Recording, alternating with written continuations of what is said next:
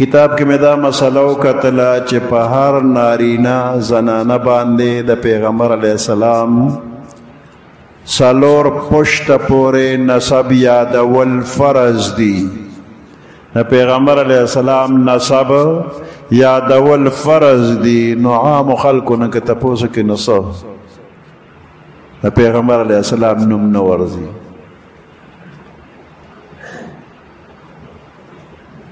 نو زمونږ د پیغمبر علیه السلام څه نوم دی؟ محمد صلی الله علیه وسلم. دا یادول فرض دی. د پیغمبر علیه السلام د پلار څه نوم دی؟ عبدالله. د پیغمبر علیه السلام د نیکه څه نوم دی؟ عبدالمطلب. د عبدالمطلب د پلار څه نوم دی؟ هاشم. او د هاشم د پلار څه نوم دی؟ عبد مناف. دې پورې د پیغمبر علیه السلام نه پس څلور پشته یادول په هر مسلمان فرض دي.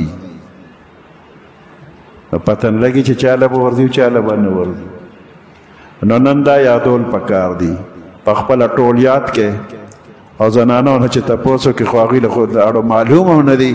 نو خپل کور کې اول ذوت کې په خپل کور کې واړه لوی نارینا زنانا دی ټولو سره دا یاد کې نن او به هر کم چا سره تعلق وي نه هغوی ته هم دا ووایې نو ستاسو هم ثواب کېږي. یو فرض مسله هم چاته وښوله او د یوې مسلې ثواب د 100 رکعته نفلو نه ډېر دی.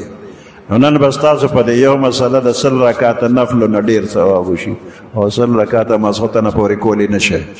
او دا په یو منټ کې دننه دا ټول هر څه ګټلی کېږي.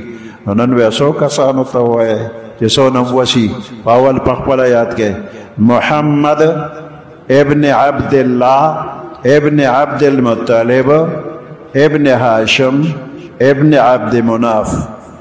یو پیغمبر علیه السلام او پسې څلور پلار او درې نیکونه به یاد کې کور به م ووایې نورو ته به م ووایې او اکثر خلک د دې نه خبره دي. کنی نن تجربه وکړئ خلکو نه تپوس وکړئ چې چاله ورځي او چاله نه ورځي. نو عالمانو ته خو به معلوم وي خو چاته تپوس نه دی کړی چې ما ته ووایه او چې تاسو نه وایئ نو هغوی وایي دوی پوهېږي نو ولې ورته ووایو خبر دي. نو دواړه طرفه په تیاره کې عالمان هم تیاره کې پاتې شو عوام هم تیاره کې پاتې